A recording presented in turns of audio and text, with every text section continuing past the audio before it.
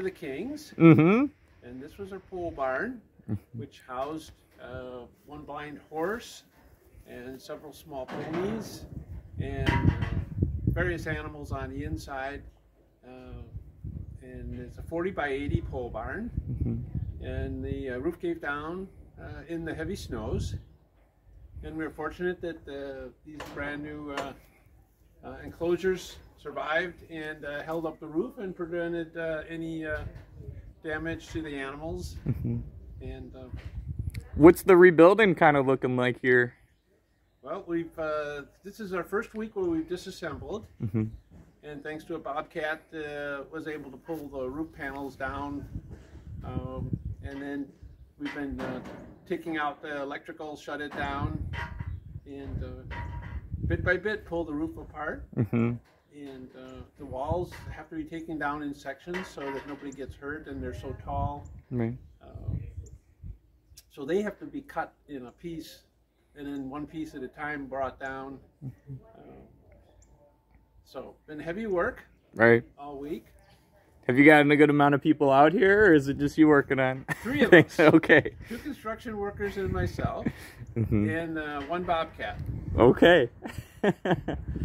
So yeah, it's slow going so far, but it does seem like you made some progress since everything happened. Yeah. And then I know you got some temporary enclosures for the the animals that were residing in here before then. Yes, the weather's still cold enough at night. They need an enclosure out of the wind, and so we built 3 temporary enclosures. One for emus, one for the small ponies, and one for the blind horse. And they also were fed in here, so we moved all the feeding, water, and food to each of their enclosures. So they have a new little temporary home until we get this rebuilt. For sure. And sort of, yeah, like how long have you been involved with, Valley of the Kings, or did you just come out, after hearing about the pole barn? I started 3 years ago. Okay. And just through word of mouth.